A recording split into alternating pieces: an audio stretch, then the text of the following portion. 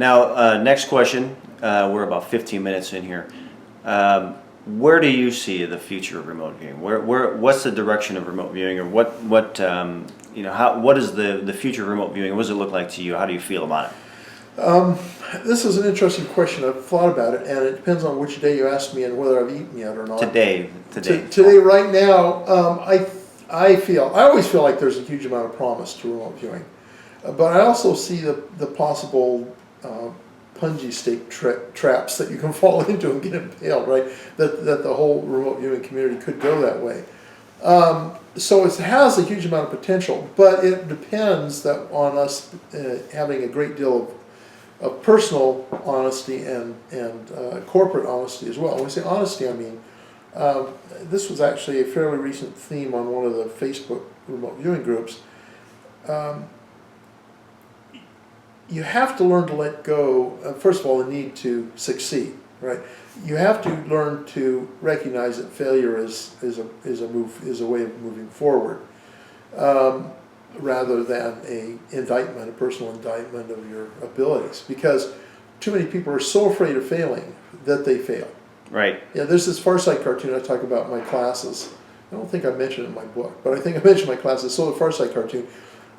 There's the guy the guy who's playing the cymbals in the orchestra, right? He's in the back row, and he's got this thought balloon.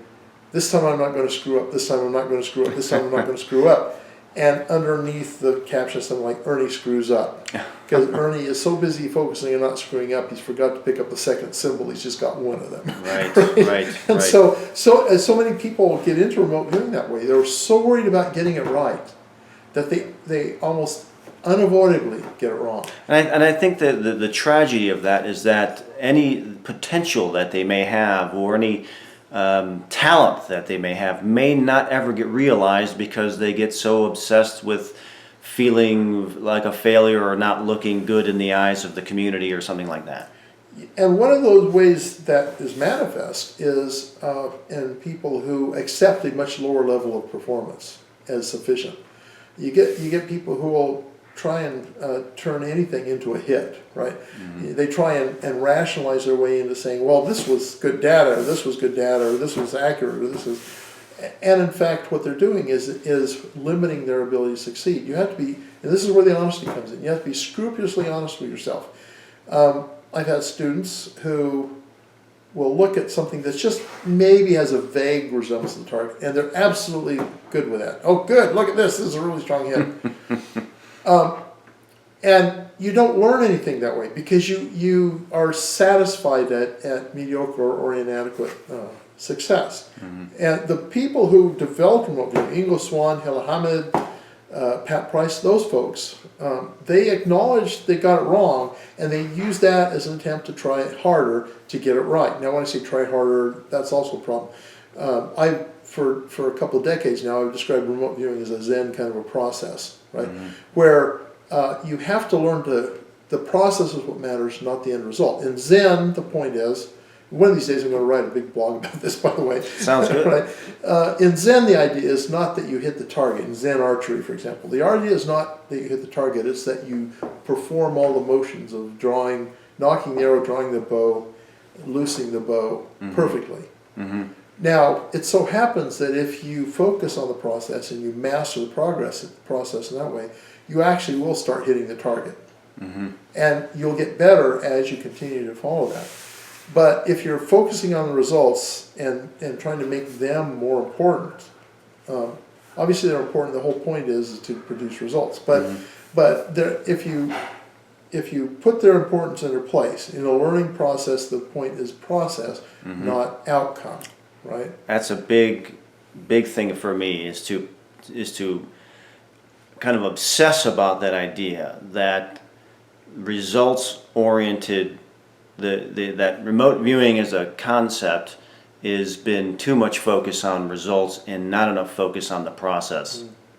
And I think at the detriment of what is possible. To be honest, we, the people who've been around for a while, kind of are at fault a bit for that, because I didn't want to say that, Paul, but well, and frankly, we're not going to change on that, because what we want to do is show people success. This is what you can achieve, and so we're showing Show 'em people what's stuff possible. that's Show 'em done what's in the possible. past, right? Some of the really dynamite sessions that were done in the military program and in other settings as well, and more recent stuff. We want to show people what you can do. We're not saying we're not saying you're going to do this right off the bat, but I think people get the wrong idea in that, okay, well, I haven't got there yet, and so maybe I'll never get there or whatever. That's one wrong message you get. Another one is, well, maybe I'll be just satisfied with what I've got here. That's another wrong message. The point is, you can achieve that, but we want to show you what it can do, what's possible, so that you'll be encouraged. Don't be discouraged by seeing what you can do, but you're not able to do yet. So there's one aspect of honesty I wanted to get before we move on to something else, and that is that you can also be too hard on yourself. And I've seen this happen with my students as well, and others, where they do a session and they actually get some legitimate data. But they doubt. They say, well, I don't know, I'm not sure, that that's really anything. I might have just made that up, and so on. That's another way of limiting yourself. The honesty goes both ways. You have to be honest that you didn't get something, and don't try and make it into something if you didn't get it. But the other part of honesty is acknowledge when you're right. Acknowledge when you got it, and acknowledge it exactly the right level. Yeah. Not too much, not too little, just right, the Three Bears story. So Right. Both of those are important for learning. If you don't acknowledge what you're getting right, at the right level of acknowledgement, if you don't acknowledge what you're getting right, then you also don't improve, because you don't do the things that got you to do that in other settings, right? So that's probably, I think, one of the biggest things that are holding remote viewing back right now is this idea of being honest in evaluating the results and helping through that to develop your abilities. Yeah, and I think we're working at changing that just by talking about it here, or bringing it out, putting it out there for people to help them to change their point of view on what remote viewing is, based on maybe what they've heard on like a late night radio show or whatever, or formulated some kind of concept of what this is, and in my opinion, they're really missing 99% of it, in my opinion, and limiting the potential to move for moving it forward. So you're optimistic about the future of remote viewing? I am guardedly optimistic, right? See, it depends. I think we're kind of at crossroads right now, and it depends on which path we take. If we continue to pursue this sensationalism approach, where we're all into the conspiracy theory stuff and the UFOs and all that stuff, remote viewing is just going to kind of peter out, in my opinion. If we pursue the discipline approach, where we focus on developing our abilities, we focus on verifiable targets, we focus on utility and practical applications, I think that the road goes up. We start to make progress. And which way are we going to take? Well, some are going to go one way, some are going to go the other. What matters is how many choose which way they go. Gotcha. Now, Paul, you are also, and I didn't mention this in the beginning, the president of the International Remote Viewers Association. So again, I'm really happy to have you in my house, hanging out with me, my friend. Present temporarily. Yeah. Present temporarily. Still the president. And from that point of view, having the kind of a bird's eye view of remote viewing as a whole, what is your view of it from that point of view, or is that what you just explained, or do you have a different point of view from your position of that stature? I think that's pretty much, it doesn't matter what my position with IRVA is. That's going to be my view of it. I think there's another challenge that has nothing to do with remote viewing, and I think that's a I won't say socioeconomic, it's more just social, cultural, is that the tendency in the rising generations, at least here in the West, is to move too much towards instant gratification. And that undermines remote viewing, because it is not an instant gratification thing. Right? Not at all. Yeah. Now when you practice and it really works really well, you do get interesting results quite quickly. But it takes a lot of work to get to that point. And so people who are used to open up their phones and watching a YouTube video or whatever, or playing some kind of video game and having that instant, that continuous endorphin rush of succeeding in whatever, getting points and all that stuff, that is so tempting to pull people away from things that really take effort and discipline. Mm-hmm. And I see our culture more and more going that direction, which I think is one of the reasons why we don't see as many younger people interested in remote viewing. If it takes more than 5 minutes to master, they don't want anything to do with it. Right. Yeah. And of course, it's not just remote viewing that has that issue. It's culture and and a lot of other these worthwhile pursuits, the arts, other than videos and stuff. I mean, people are fascinated by this whole video thing, and and you have all kinds of kids thinking they're going to make their living, their future in video and film and all that stuff, and some of them will, and just like some of the ones that some of the hundreds of thousands of kids who think they're going to make it in the NBA will, right? Yeah, right. But generally speaking, the arts and even some of these so-called hard professions. I mean, we have trouble in the field, the various STEM fields. Not, I don't think, because we lack talent, or that because we don't emphasize them enough. It's because they're hard and they take time to master, and our younger generations want that instant gratification that they don't get that way. Yeah. So I'm off on a political kind of thing, not political, cultural, social tirade. Sorry.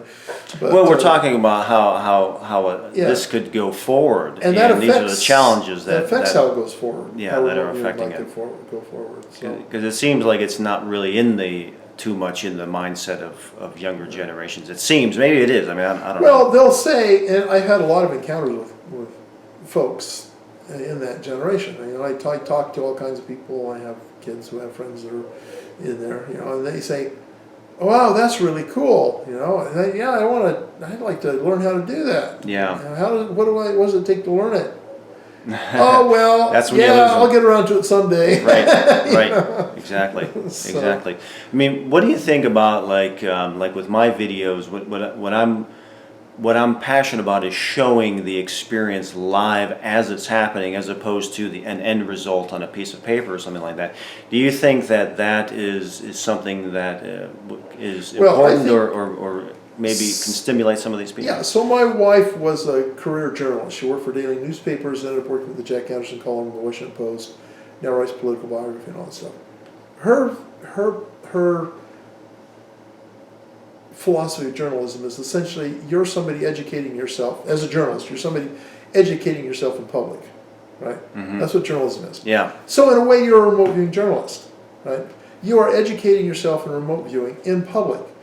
And it can be immensely valuable to people who try and learn those lessons. I mean, essentially what you're doing is you are, in a way, making mistakes for other people to learn from, and having successes that people can learn from. But in addition, you're contemplating concepts, you're contemplating philosophical issues, and all of that is valuable. Somebody can learn a lot, I think, from following your journey through remote viewing by paying attention to that.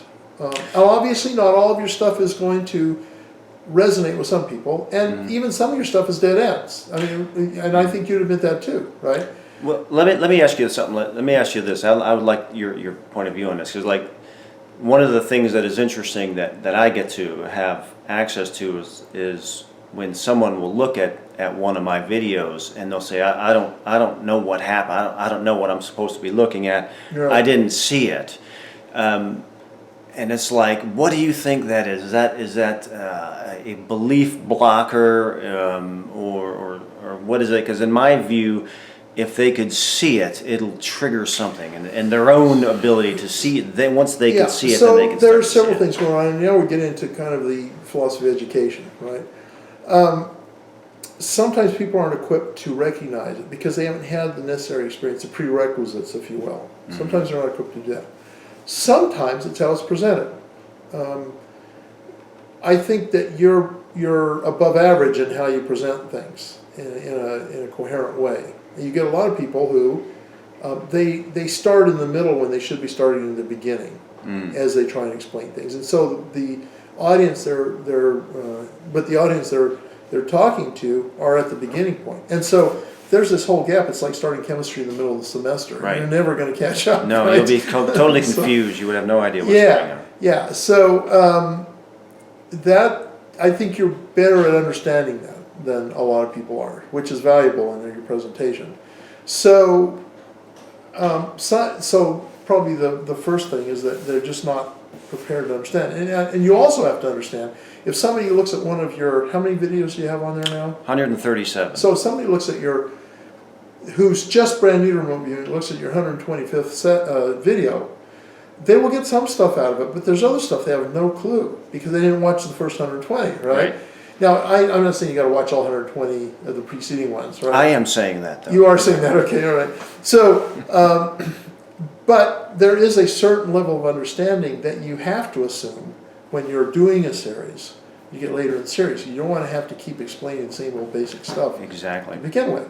And so, if somebody comes to it, they're probably better advised to go back to earlier things, or at the very least, get into something general, like I'll put in a pitch for my Essential Guide to Remote Viewing book, right? One of the reasons I wrote that book was specifically for people who wanted to kind of get a jump start into the remote viewing world.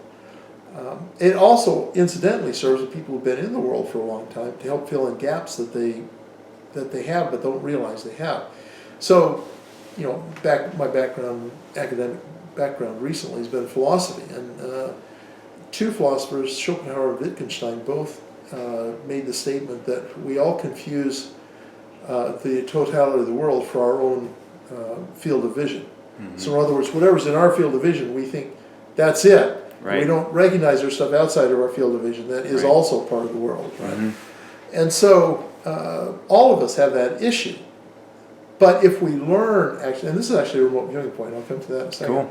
If we learn, if we automatically, well, we learn to be automatic about it, recognize that there is more world out there, we're just not seeing it, we'll be less likely to get ambushed by this blinder kind of approach to remote viewing or any other aspect of life. I've sort of forgot where I'm on that tangent, so let me explain that as the point, the remote viewing point, and that, in fact, in remote viewing you can get that blinder effect. We call it, it was actually Skip Atwater, who founded the military program originally, created it,